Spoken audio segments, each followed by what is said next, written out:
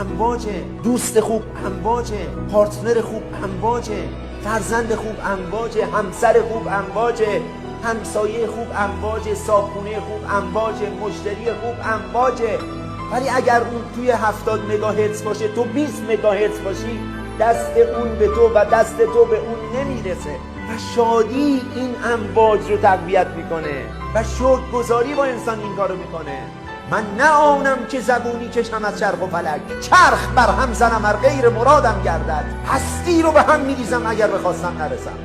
به اینا میگن ورژن اصلی انسان ها، به اینا میگن ورژن واقعی آدمیت.